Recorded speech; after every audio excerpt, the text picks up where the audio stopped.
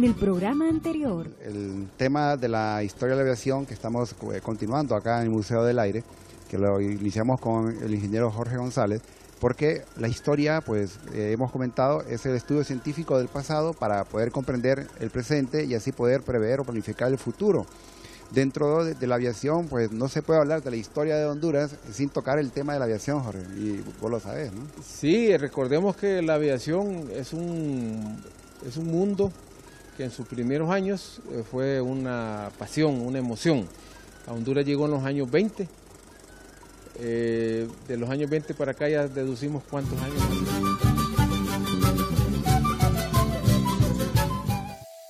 Hola amigos, amigas, gracias por estar con nosotros aquí en el programa ¿Qué pasó entonces? Soy Arnulfo Ramírez de la Costa y para el día de hoy pues tenemos un programa excelente, un programa igual, tenemos un invitado, yo siempre le llamo invitado de lujo, a un amigo, un compañero, a uno de las personas que ha aportado mucho a la cultura de Honduras y me refiero en esta oportunidad al antropólogo Mario Ardón, que sé que muchos de ustedes ya lo han escuchado, han leído sus artículos, sus libros, que como bien lo dije, él ha aportado mucho a lo que es la identidad de nosotros. ¿Cómo está, don Mario? Mucho gusto. Mucho gusto. Aquí estamos para conversar. Agradecemos su venida. Don Mario es antropólogo, pero también tiene sus especialidades. Me gustaría que me comentara un poco sus estudios para que ustedes se den cuenta la persona que tenemos acá.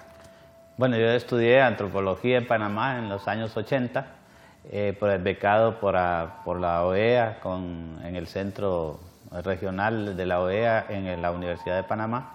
Luego también me metí un poco por necesidad a la formación en el desarrollo artesanal y luego entré a trabajar al Zamorano y ahí me fui involucrando más en la parte agronómica y ambiental y tuve la oportunidad de entrar a un sistema de estudiar agroecología por la Organización para Estudios Tropicales, OTS o OIT como se conoce en español, que es un consorcio de unas 56 universidades de Estados Unidos y solo incluye 4 de América Latina, entre ellas la Escuela Agrícola Panamericana del Zamorano.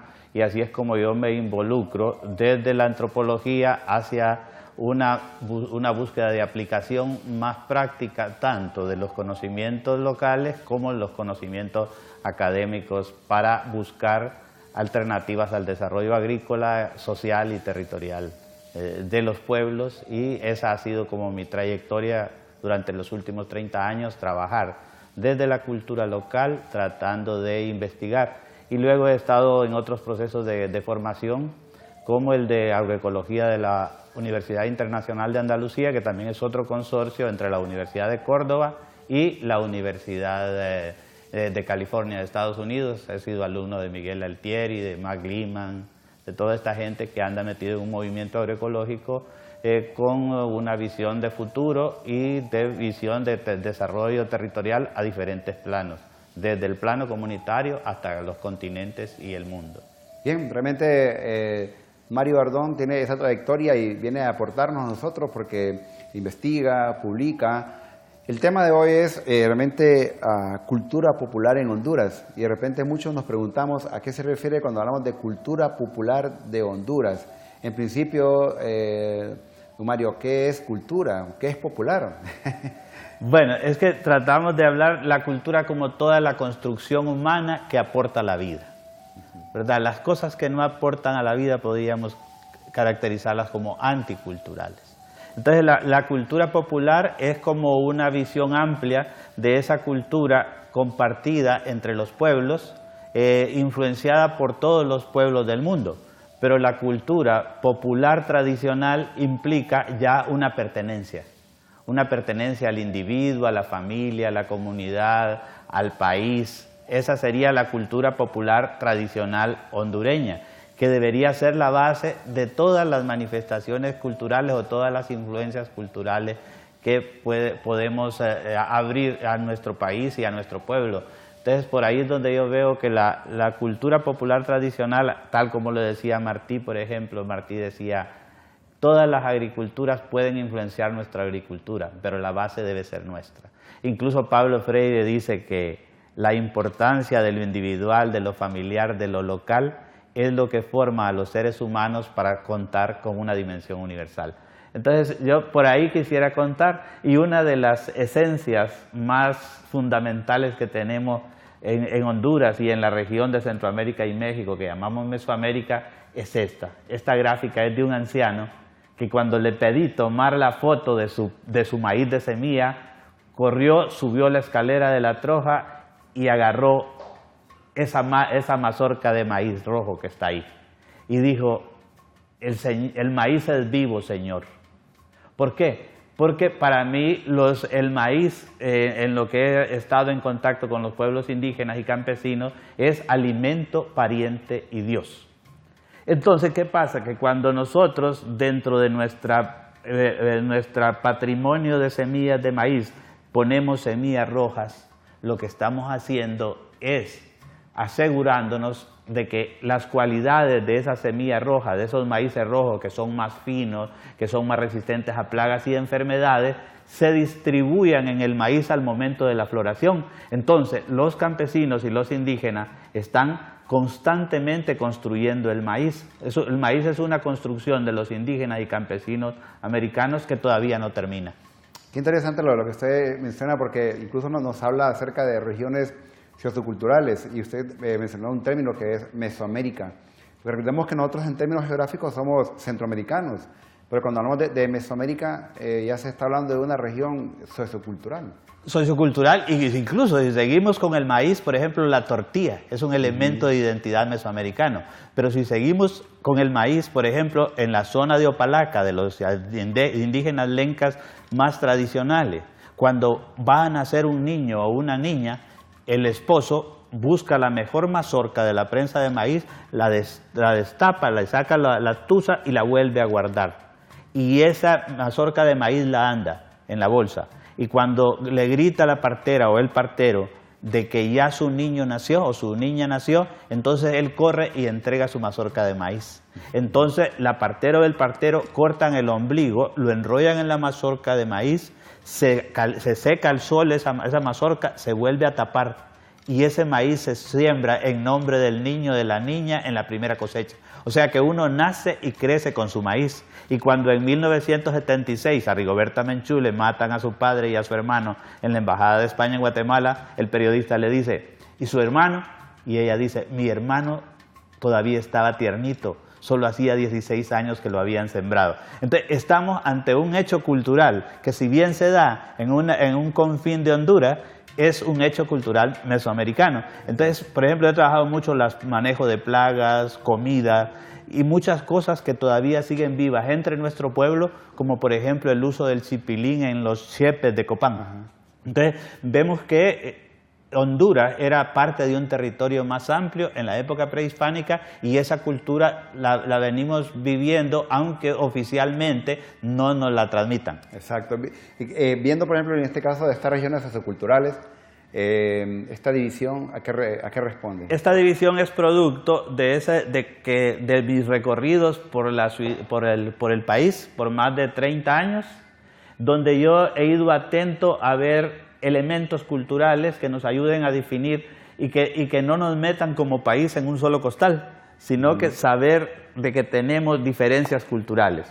Por ejemplo, la región 1, que es la más grande, es la región de cultura mestiza. Pero esa región 1, yo a veces he hecho intento de subdividirla y me salen hasta 12 y 13 diferencias culturales e históricas que nos dan la razón de ser a los de Occidente y a los del sur, a los del centro, a los de Lloro.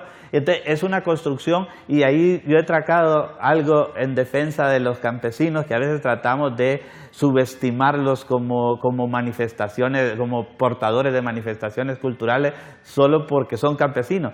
Pero recordemos de que nuestra cultura hondureña es inmensamente rica y diversa, precisamente por las diferentes herencias culturales indígenas e hispanoamericanas y de otras regiones culturales del mundo que han contribuido a formar un perfil diverso y muy rico y sabio de la cultura campesina nuestra. Con esto no estoy queriendo decir que no es fuerte también en los elementos de identidad, los elementos indígenas de dos procedencias, de las procedencias suramericanas o circuncaribe, como diríamos, y de procedencia mesoamericana. O sea que nosotros somos un país inmensamente diverso y multicultural o intercultural, producto de las diferentes herencias, ¿no? Y aquí me gustaría pensar en Leopoldo Sea, que dice Leopoldo Sea que él un día estaba montando una exposición en París sobre mayas y aztecas.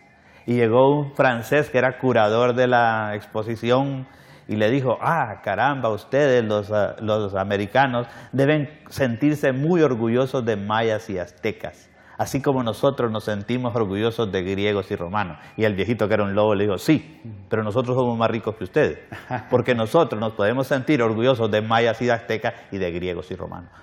Entonces los franceses no pueden hacer eso, pero nosotros sí.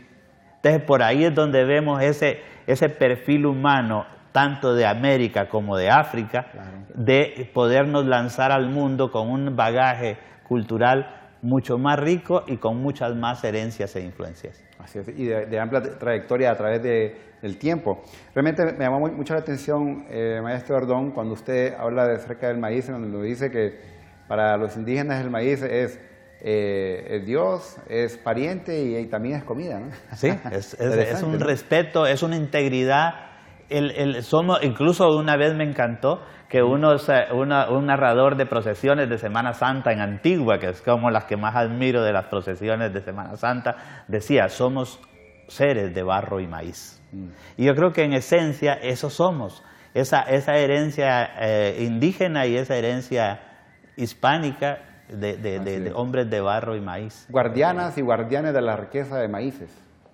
Bueno, yo digo esto porque nosotros, en estas gentes, son de las gentes que en silencio nos ayudan a guardar, a conservar esa diversidad intraespecífica.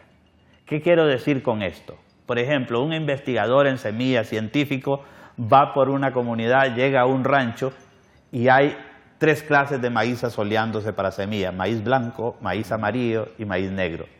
El científico le dice a un grupo de muchachos que están ahí cerca del rancho, dice, hey muchachos, ¿cuál de esos maíces es el mejor? Los muchachos le dicen unánimemente, el blanco. Y entonces el tipo les dice, ¿y si saben qué es el blanco? ¿Por qué siguen sembrando más de los otros? De adentro del rancho un anciano le dice, dígame señor agrónomo, ¿cómo va a ser el invierno este año? Te dice, no, yo soy agrónomo, no soy adivino. Le dice, si llueve poco, cosechamos algo de este. Si llueve un poco más, cosechamos algo de este y de este. Y si llueve bien, cosechamos más de los 3.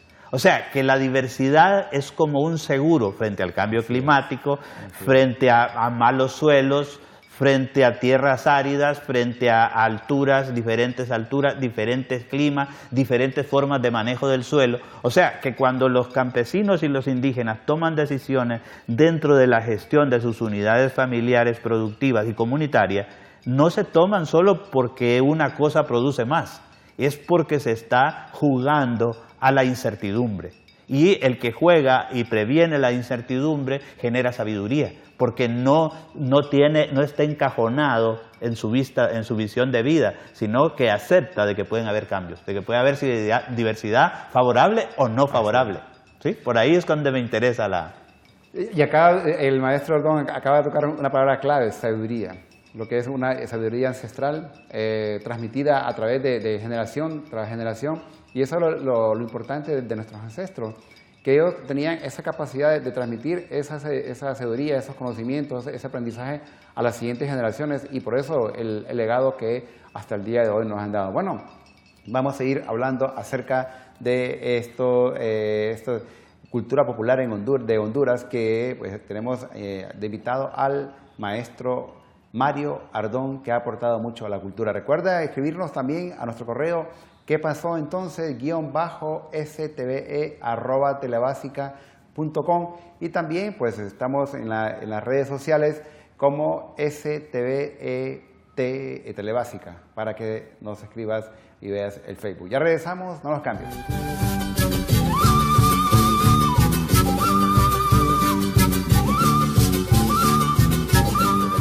mundo, el tercer mundo y el cuarto mundo es el mundo que ella propone.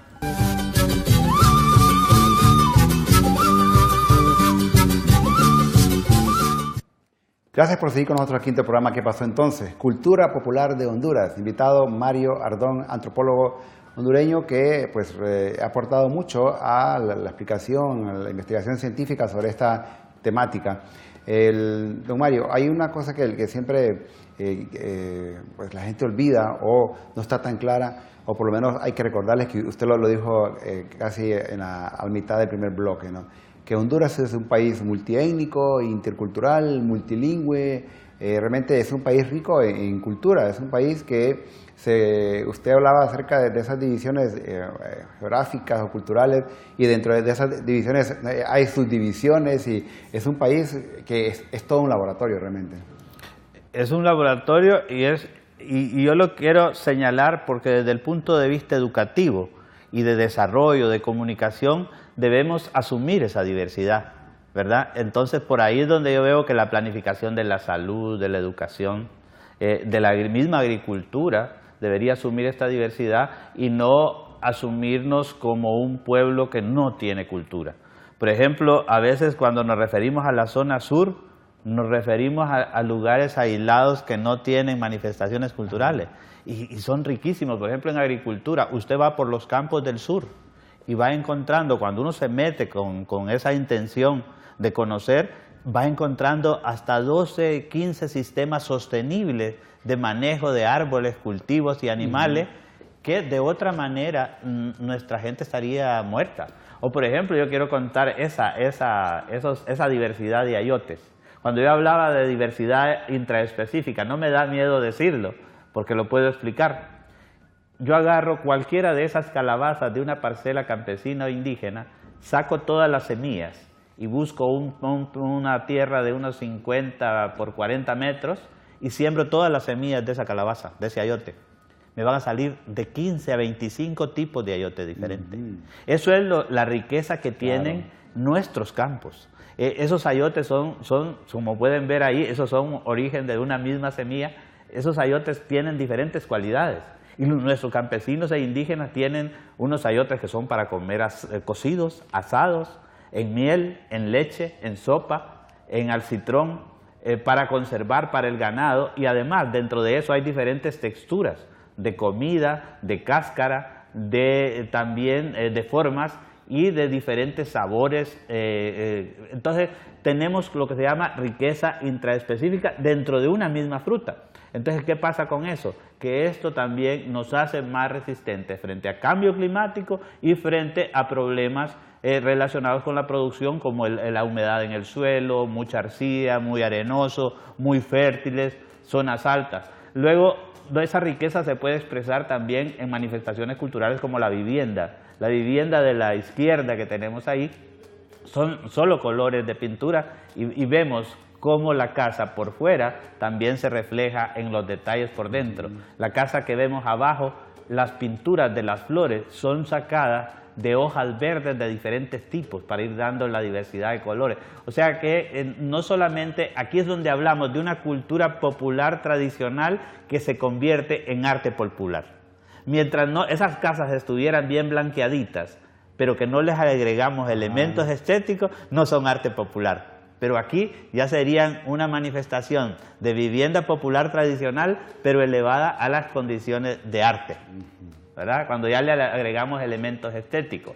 Otra, como las cocinas, la casa y cocinas que vemos en la parte inferior, son como la refrigeradora de las zonas secas y altas de Honduras, que es esa ventanita que vemos ahí. Ahí se puede preservar con alta calidad de conservación sal, queso, carne, chorizos, maíz, frutas. Eso es una cosa que tiene unas propiedades térmicas, ¿no? Los pisos de esas casas son hechos de tal manera de que el humo y el calor suave pueda ayudar a conservar productos a lo largo de décadas. Entonces son cosas funcionales que de repente vamos a ir a verlas dentro de unos años a los museos de Estados Unidos y teniéndolas nosotros aquí todavía, ¿no? Son productos funcionalmente válidos dentro de un contexto de economía diversa y de un contexto de economía que no derrocha, que no contamina y que logra tener esa visión de corto, mediano y largo plazo. Y aquí quisiera compartir una visión de un anciano indígena y campesino también, porque aquí hay esa mezcla, ¿no? Que dice, hay que pensar y trabajar como eternos, pero vivir como mortales. Eso es desarrollo sostenible. Yo me he leído varios libros sobre desarrollo sostenible, pero la mejor síntesis que yo he encontrado es esa. ¿La puede repetir? Es muy importante. Hay que pensar y trabajar como eternos, pero vivir como mortales. Entonces, por ahí, otro campesino que dice que la creación ha sido sabia cuando a nosotros los seres humanos nos ha puesto 2 ojos, 2 oídos, 2 pies, 2 manos, porque debemos ver, observar, oler, caminar, abrazar y hablar menos, hablar la mitad, ¿verdad? Entonces, como que por ahí es la visión de los campesinos y los indígenas de nuestro país, esos más tradicionales, esos que a veces queremos ver de menos, pero que tienen una sabiduría de vida que sería la garantía moral y ética para que nuestro país pueda salir adelante. Así es. Viendo aquí en este mapa, que es importante la producción alfarera, que es un tipo de actividad ancestral también, vemos que como que se va enfocando en ciertos sectores. Cuando yo regresé a Honduras en los años 80, me pusieron de asistente en el Instituto de Antropología del doctor William Davidson. Él es un geógrafo cultural y me gusta que sea geógrafo, pero que sea geógrafo cultural, porque casi es una antropología compleja, ¿verdad? Entonces con él hicimos nuestra primera gira y llegamos como a las 5:30 a La Campa. Y fue un pueblo que me deslumbró a mí precisamente porque es un pueblo que no tiene el patrón típico de los pueblos hispánicos, ¿verdad? Sino que está en una falda, la iglesia por otro lado. Sí. Entonces pasé y no me quedé a dormir ahí, sino que fui a dormir más adelante. Pero después me impresionó tanto el pueblo que en mi primer artículo científico ya de investigación en serio fue un artículo sobre la producción alfarera de La Campa desde una visión precisamente que integra lo ambiental, lo social y lo económico. Y en este mapa que podemos ver acá, los signos punteados de negro son como las fronteras de elaboración de alfarería en el suroeste de Honduras. Pero esto es en los años 80 cuando yo hice este estudio. Pero La Campa para mí es el principal centro alfarero de alfarería doméstica utilitaria del país, que en la época prehispánica su producción con seguridad se prolongó hasta las zonas de Trujillo, Moa y todo eso. O sea, es uno de los, actualmente para mí es uno de los mejores, tal vez está entre los 3 mejores centros alfareros del país, y una alfarería que me encanta rescatar, porque el artista indígena tuvo esto, que recreaba la naturaleza, pero sin desvirtuarla, sin perder la identidad. Por ejemplo, yo tengo un jarro de una foto, que el jarro, el asa es el cuello del guajolote y la vertedera es la cola y se puede servir, ¿verdad? Entonces, ¿qué pasa? Que el artista indígena fue fiel a esto sin perder la función. Ahora hacemos unas artesanías que no tienen función, por lo tanto pierden ese interés cultural, ¿verdad? Al hacer algo que no tiene función, que no sirve a la vida, por ejemplo, jarras que no sirven para contener el agua que da vida, como diría Octavio Paz, ¿no? Entonces, por ahí es donde quisiéramos rescatar de que la cultura debe ir amparada a tener una multifuncionalidad dentro de la vida de los seres humanos. Así es, de ahí la armonía que siempre se ha querido mantener a través de muchos años, ese respeto, ¿no?, a la naturaleza, esa convivencia con el medio ambiente. Y eso, maestro Don, pues nos gusta porque siempre los que preservan, los que mantienen ese equilibrio ecológico, vamos a decirlo así, son las culturas actuales y la enseñanza que dieron las culturas ancestrales. Sí, y hay gente que ha aprovechado mucho. Hay una escritora que a mí me gusta mucho, se llama Ursula K. Le Guin. Ella era hija de Alfred Kroeber y estudió biología y psicología. Y ella hace literatura a partir de eso. Y hay un libro que se llama El nombre del mundo es bosque. Y entonces en ese libro ella propone 4 mundos. El primer mundo, el tercer mundo y el cuarto mundo es el mundo que ella propone. Y el mundo que ella propone es lo más parecido al mundo indígena, ¿verdad? O sea que sí hay interés de parte de nuestros intelectuales, de nuestros artistas, es posible elevar al más alto grado este tipo de manifestaciones, y no solamente eso, pueden ser el principio del desarrollo científico. Así es, y hablando de manifestaciones, aquí tenemos una que es muy usual en todos los famosos huancascos. Este es una variante de huancasco conocida con el nombre de paisanalgo. Es un encuentro entre los pueblos de Ojojona y Lepaterique, ¿verdad? Entonces el paisanalgo para mí es como una manifestación compleja que dura durante todo el año, pero que se expresa en su máximo esplendor para las fiestas de los respectivos santos patronos de cada pueblo. Entonces, este es una de mis satisfacciones, que un artículo que yo escribí hace 25 años, incluyendo la coreografía y el entorno económico y social en que tenía lugar, ha servido para que lo retomen un colegio no sé si de Lepaterique y de Ojojona, para volver a reactivar la manifestación. Pero, ¿qué pasó?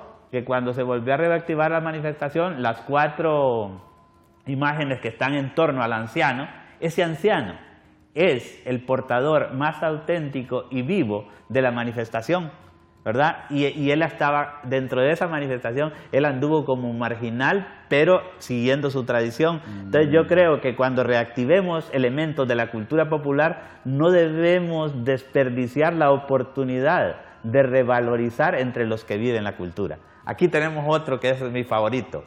Ahí en la tradición cultural garífuna, los caribes conquistan San Vicente, ¿no? Y los caribes tenían la tradición de quedarse con las mujeres de los grupos conquistados. Y luego, entonces, ¿qué pasa? Que se transformaba en indígena, pero pintado, por eso se llama el indio margarito, el caribe. Entonces, ¿qué pasa? El indio bárbaro le llaman a porque para escapar y pasarse a las islas se disfrazaban. Pero luego, todavía en la tradición, el último adulto de Trujillo, que se llamaba el indio Margarito, todavía conocía a una pariente de él que me ofreció su traje, pero nunca me lo dio. Entonces, viene y durante un ciclo anual comienzan a vestirse así, y lo bueno es que esta figura con tanta fuerza en la tradición cultural garífuna sigue viva, porque vemos a un niño de 8 o 9 años que todavía sigue manifestándose y desplazándose por los pueblos, por las comunidades, haciendo actuaciones con una fuerza de actuación que vale la pena. De ahí tenemos otras variantes del huancasco. Este es del de Yamaranguila y Opalaca, el otro es el de Ilama, el que está en medio, las 2 máscaras que están en medio, que las prestaron y solo esas lograron recuperar, y el otro, el de las máscaras de las cintas del baile de negritos de Santa Elena, que todavía hay un rescate ahí desde la Casa Cultural del municipio, y que cada color tiene un significado, ¿verdad? Cada color está ligado a una cosmovisión que tiene la gente, y es uno de los huancascos de las manifestaciones todavía vivas.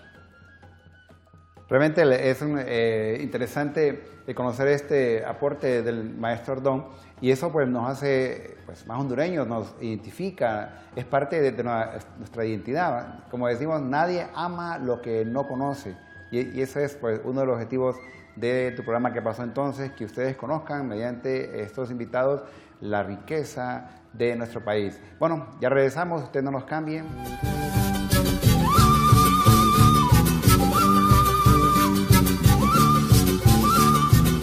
De Ojojona y Lepaterique he recopilado documentos históricos.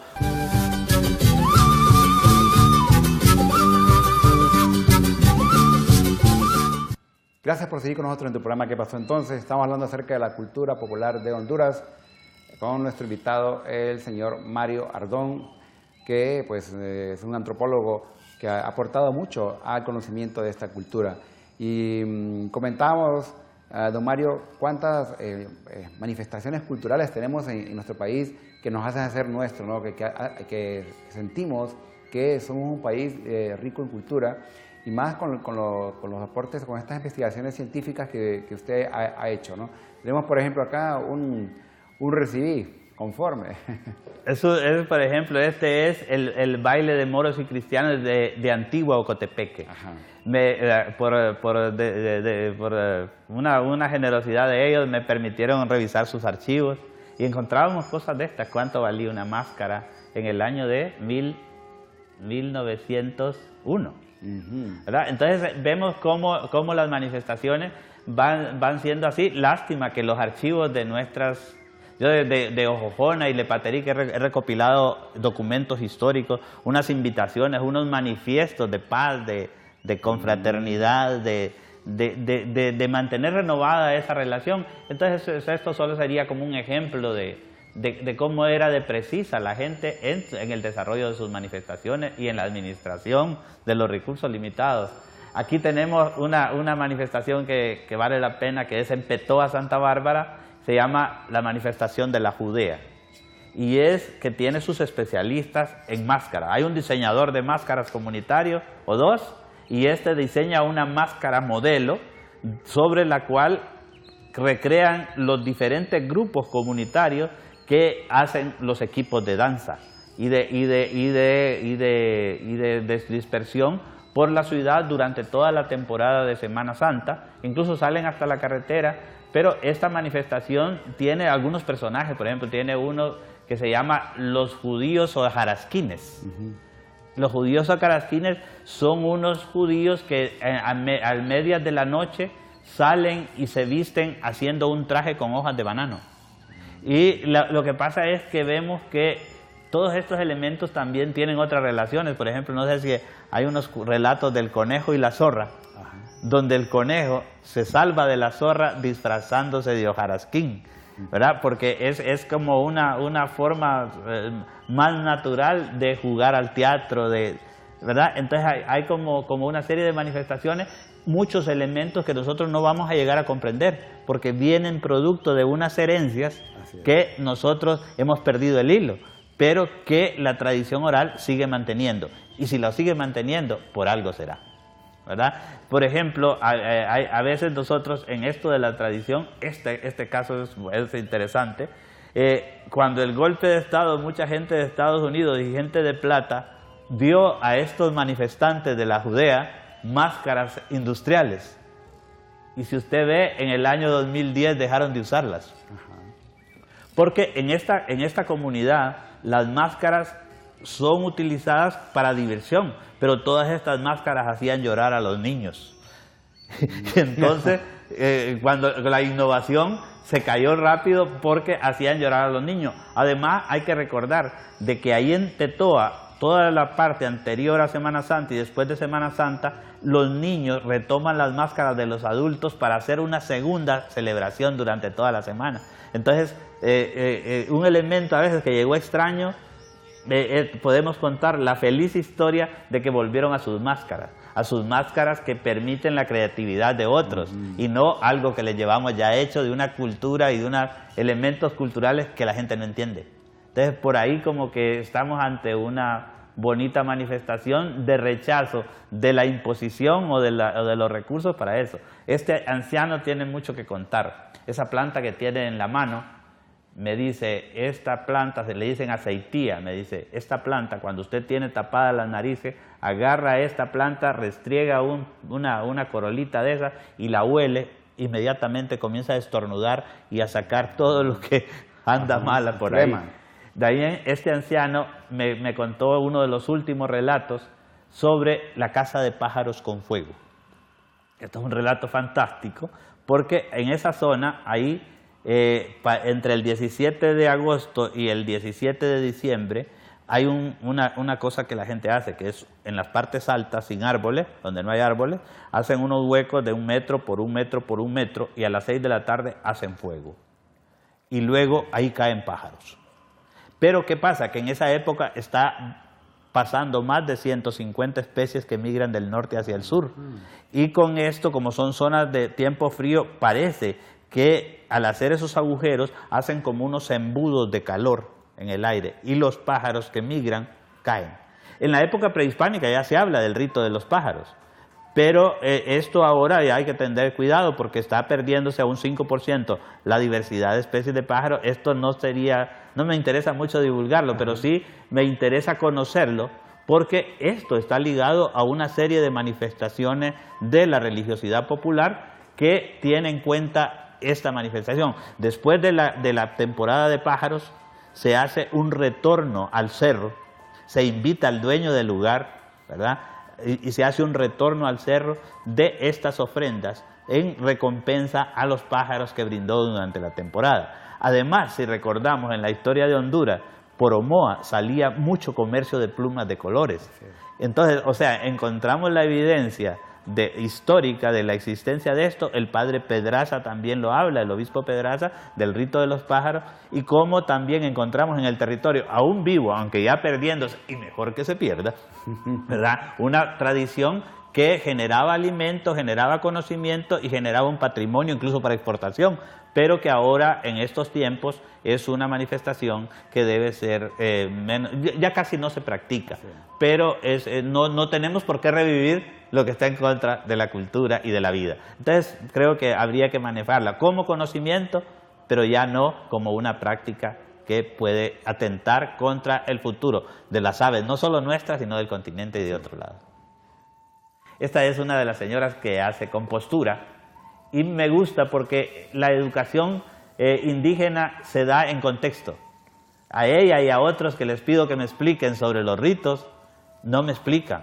Lo que me dicen es, cuando hagamos uno, venga y le vamos a explicar. Y es que uno solo tiene que decir, ¿y eso para qué? Y para todo hay una respuesta. De ahí, esta es una señora de la vía de la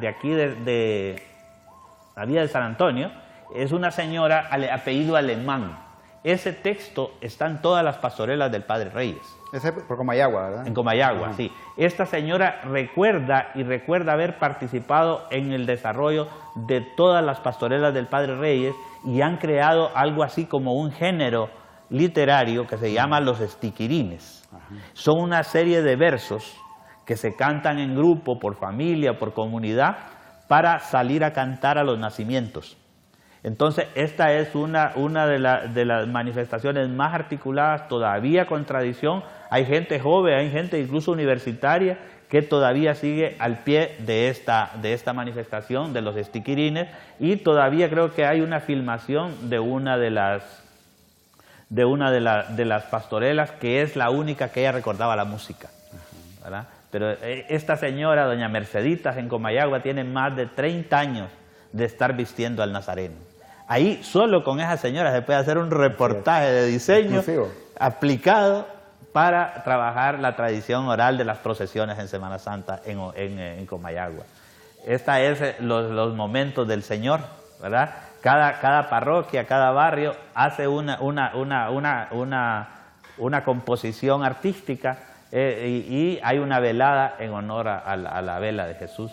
Entonces, como que también tenemos yo creo que Comayagua, con toda esa riqueza, está siendo inexplorada. Ya que estamos ahorita, maestro, disculpe que le interrumpa, sí, ya que estamos próximos a la Semana Santa, ¿se vuelven de nuevo a renovar este tipo de costumbres? Se vuelven a renovar y ahora ya cuando hablamos de las alfombras en Comayagua, ya no debemos de referirnos a Comayagua, debemos referirnos al Valle de Comayagua, porque todos los pueblos, en su afán de atraer y de ser únicos, están creando toda una cultura de la alfombra en diferentes lados. Por ejemplo, hay unos que solo las hacen con semillas, y la otra cosa es ese arte efímero, ¿no? Se hace con todo el cariño, con toda la devoción, para esperar de que sea el paso de las procesiones el que lo elige. Esa es solo con semillas, por ejemplo, ¿verdad? Y yo creo que ¿Esto dónde, maestro? Esta es en Comayagua. Comayagua, sí. La otra es de Ajuterique, la de semillas. Pero hay gente que uno la puede entrevistar, están ahí, se sienten muy agradecidos de que uno ponga atención a su conocimiento, y con eso como que los pone en otros planos. Dice, si los de afuera se interesan, nosotros también. Claro. Y yo valoro todo esto tanto por lo material, lo social y lo espiritual.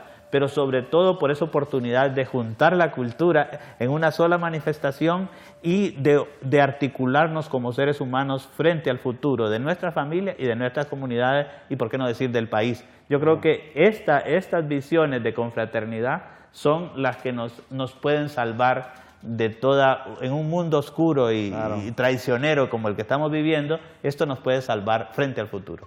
Claro, y el ser solidario, apoyarnos unos a otros, hacerlos por comunidades, por familias, por barrios, realmente es, como usted mismo lo dice, lo que nos hace falta para mantener esta unión. Yo creo que en esta Semana Santa que está por venir, ese tipo de manifestaciones culturales pues hacen que la gente pues se mantenga cohesionada, unida. Viendo acá, por ejemplo, a esta señora. Esta señora está orgullosa de su planta que se llama cancerina. Cancerina. Pero arriba hay dos platitos. Ajá. Uno es de gordolobo o sánalo todo, que es una planta al lado izquierdo. Al lado izquierdo es la flor de gordolobo o sánalo todo, y la otra es la hoja de guayabo seca.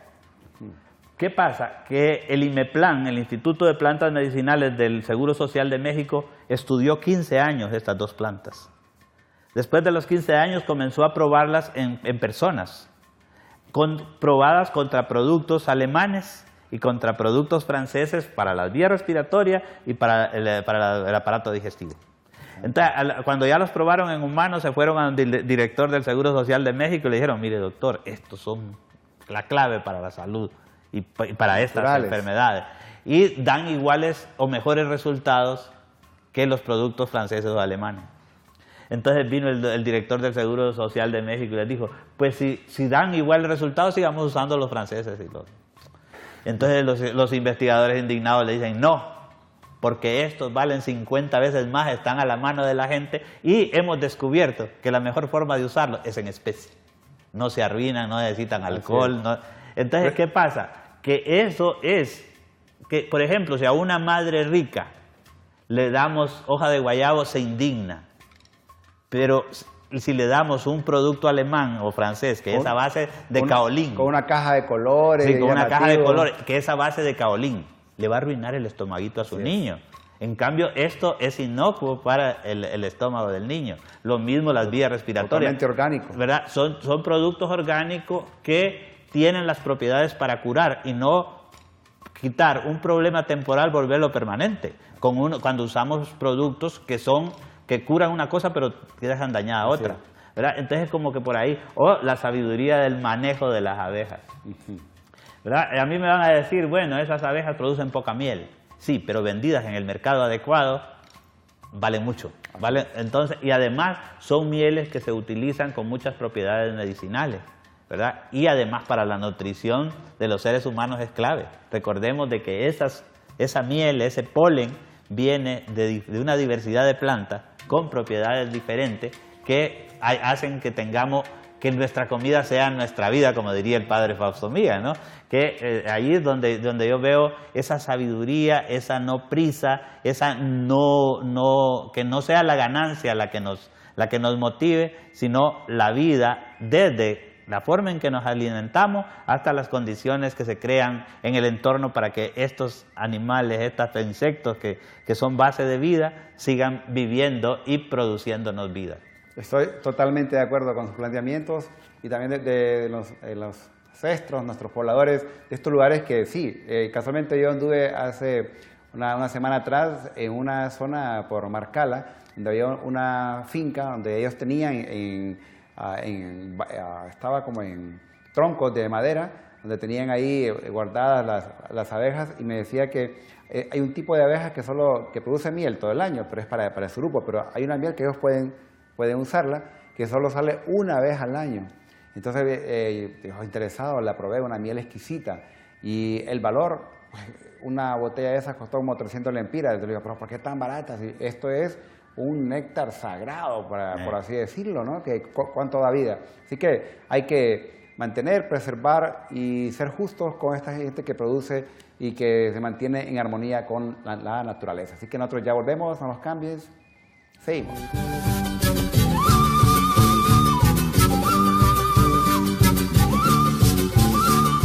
También durante todo el año van conservando cenizas de maderas como roble,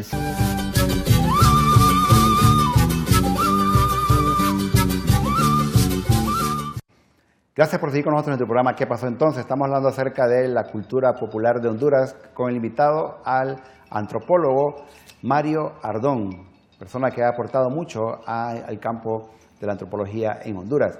Pues hay muchos que nos miran en el programa, hay estudiantes, hay profesionales, hay estudiantes de química, de biología, historiadores, y hoy hemos hablado de todas estas ciencias, incluso hasta de geógrafos, saludando siempre al maestro Ramón Rivera que nos ve pues día a día, y a todos los jóvenes, y también hay una estudiante de química que se llama Consuelo. Consuelo está observando constantemente el programa, y usted hablaba algo, maestro, que estos grupos ancestrales que han transmitido el conocimiento de generación en generación, que han hecho hasta pues, de químicos.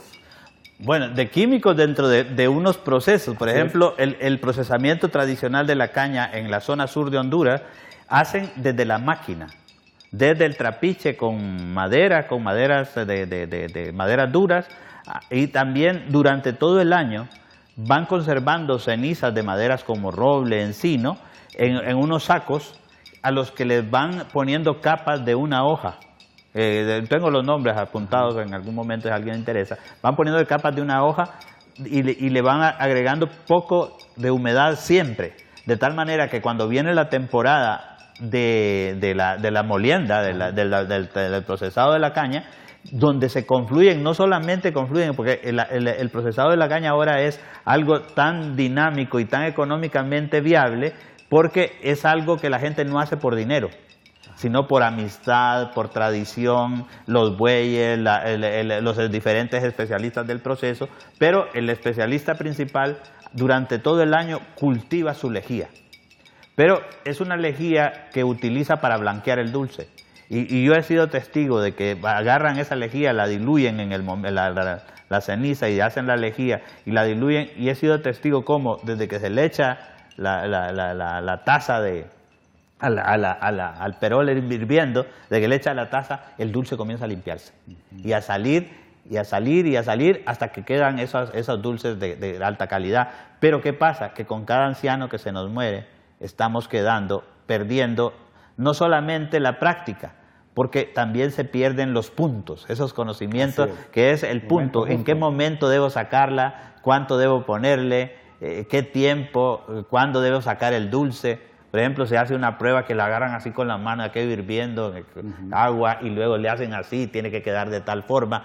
Si nosotros no estamos atentos a documentar esto, cada vez más estamos perdiendo ese conocimiento que puede ser la base de otros conocimientos. O por ejemplo, esta diapositiva que tenemos acá es una enfermedad, mustia hilachosa se llama, es una enfermedad que los campesinos nuestros le llaman hielo. Pero ese hielo puede acabar con un frigolar en 2 o 3 días. Entonces, ¿qué pasa? Si vemos otra, más adelante vamos a ver otra diapositiva donde vemos de que nosotros vimos ese problema y lo llevamos a la estación experimental en un terreno infestado con la enfermedad, con ese hielo.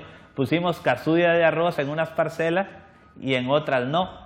Y mire, las que están en primer plano son donde no se puso casulla de arroz. Entonces, en las donde se puso cobertura. ¿Y qué pasa?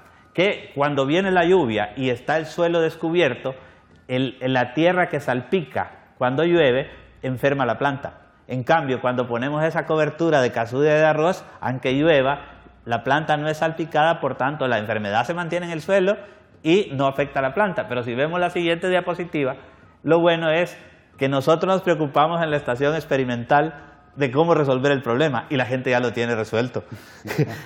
Estos son unos maizales que estoy hablando de 500 o más hectáreas, donde el maíz ya viejo, ya seco, ya doblado, se le cortan las puntas, se les cortan las hojas y se forma como un tapete sobre el suelo, y sobre ahí se siembra el maíz, o los frijoles, perdón, se siembran los frijoles. Entonces cuando vienen las lluvias no afectan con esa enfermedad. Además, cuando hacemos este tapete, esto que dejamos cubierto al suelo, entonces lo que hacemos es que creamos un entorno natural, ambiental, saludable para la planta, y también le creamos una planta, una cobertura que se va desintegrando y generando nutrientes a la planta. O sea, no estamos solo controlando la enfermedad, estamos contribuyendo a un microclima, es el manejo del clima, de un microclima del suelo y del entorno, para lograr. Entonces, la otra diapositiva vamos a ver cómo este otro campesino ha logrado, por más de 60 años, se han sacado madera para las casas de más de 10 o 15 familias, y todavía sigue la cobertura vegetal, pero también la cobertura que sirve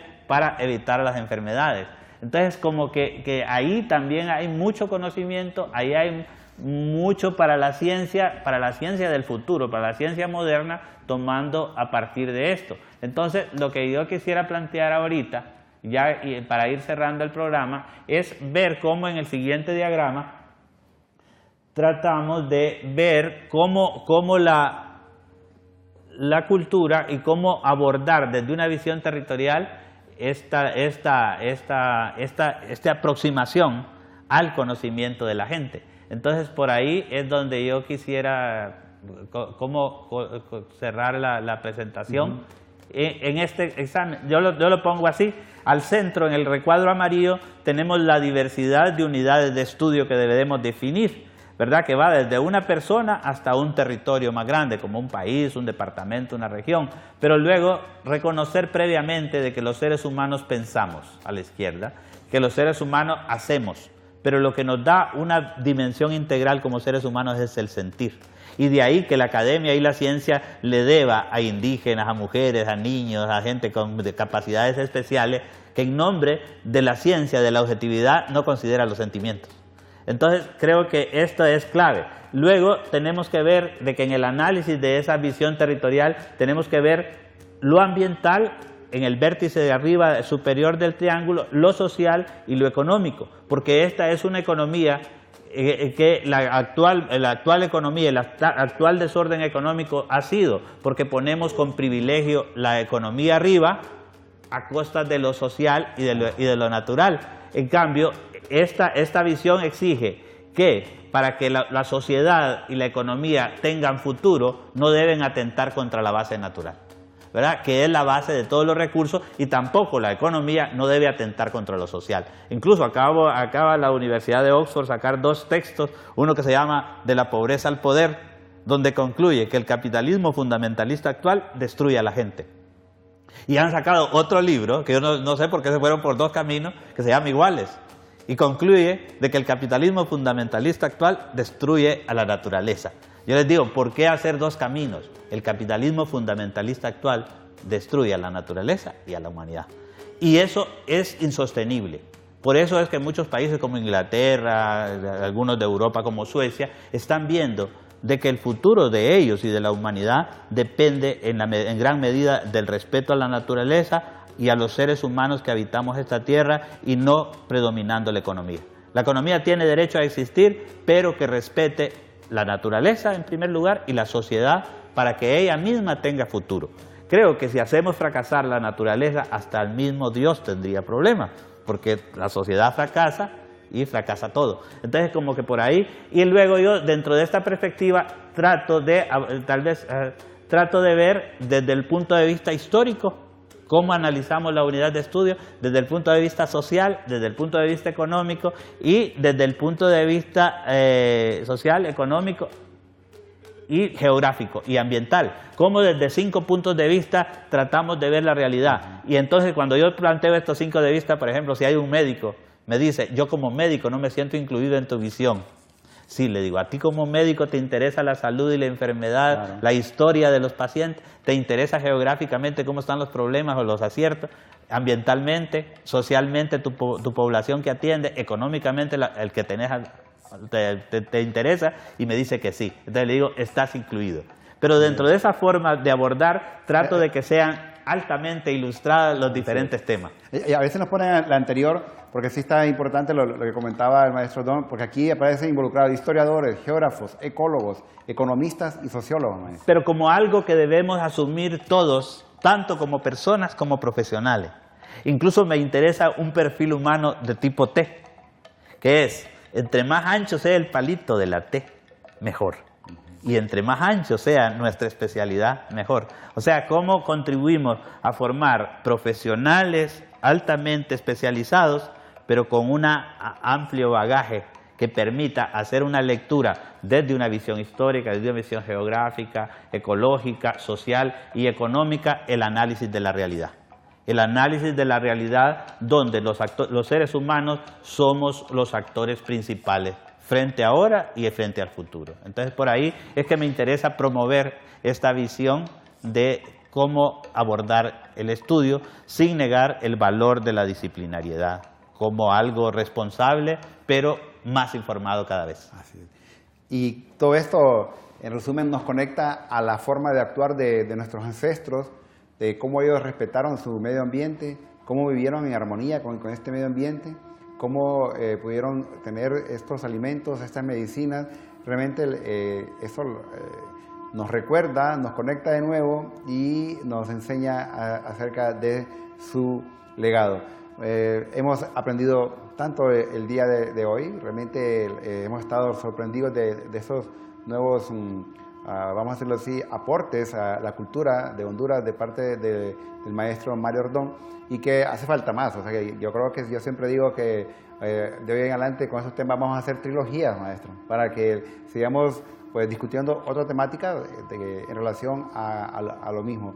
Y sabemos que también finalmente usted acaba de publicar un libro, tal vez así en pocos minutos nos puede decir el nombre del libro y cuál es el objetivo principal del mismo. El libro se llama La Cigualepa, y qué coincidencia para que nos hubiéramos puesto de acuerdo.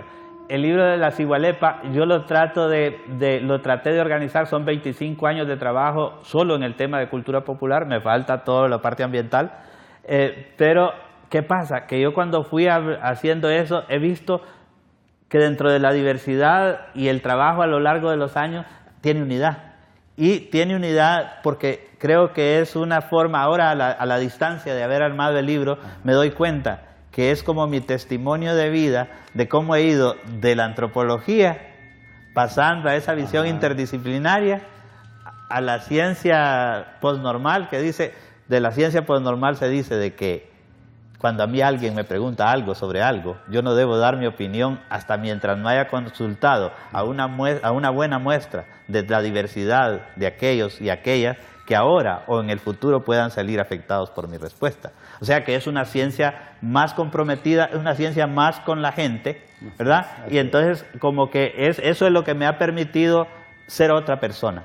Y ese contacto con la gente, de ir rescatando su sabiduría, como que no lo deja inmune a uno a querer ir pensando y retomando esa visión de integrar todo. Y entonces en La Cigualepa yo trato de integrar la parte teórica de la cultura, de abordaje de la cultura popular, trato de dividir la cultura popular tradicional en tres grandes bloques, que es lo material, lo social y lo espiritual mental, pero con la intención solo de contarlo, porque a la hora de la hora las manifestaciones se dan juntas, ¿verdad? Se dan entrelazadas, y luego cómo yo he ido tratando de influenciar la aplicación de esos conocimientos a la salud, a la comunicación, a la agricultura principalmente, al manejo de microfinanciamiento, cómo esto se ha ido, y cierro el capítulo con una propuesta metodológica, ¿verdad? Y luego, una vez que antes del golpe de Estado del 2009 me pidieron que organizara una exposición intercultural de fotografía hondureña. Y entonces yo hice un discursito, ¿verdad?, para presentar la exposición, y Rolando Sierra, el amigo Rolando Sierra, me dice: Mario, ese es el epílogo del libro. O sea, Rolando Sierra, le debo agradecer acá que me ha ayudado, me ha acompañado desde la petición de un proyecto para investigar la cultura popular tradicional hondureña, luego el reto de que hiciera el libro, de que armara este libro con toda esta diversidad de artículos, y luego al elegir el prólogo, aunque él no tuvo la dicha, entre comillas, de editarlo, porque el libro anduvo como 9 años en la editorial Subirana, pero luego la editorial de la Universidad Nacional Autónoma de Honduras tuvo a bien y me sacó 500 ejemplares en rústica, pero luego me llevo ese libro a la primera Asamblea Global de Democratización del Conocimiento en Colombia, y allá la Fundación Argos dijo: nosotros publicamos algo de lujo de eso. Y esa es la historia de La Cigualepa. Excelente, así que si ustedes lo quieren tener, pues nos escriben a nuestro correo ¿qué pasó entonces? Sobre todo a centros educativos. @telebasica.com, sobre todo a lo que son centros educativos. Y pues también estamos en las redes sociales, recuerda, para lo que es STV Telebásica. Ahí están todas nuestras redes para que nos escribas si quieres tener el libro y algún contacto con el maestro Mario Aldón. A ustedes, gracias por haber estado con nosotros. Don Mario, muy amable por haber aceptado nuestra invitación, le agradecemos mucho, ¿verdad? Y nos vemos en la siguiente. Soy Arnulfo Ramírez de la Costa. Hasta pronto.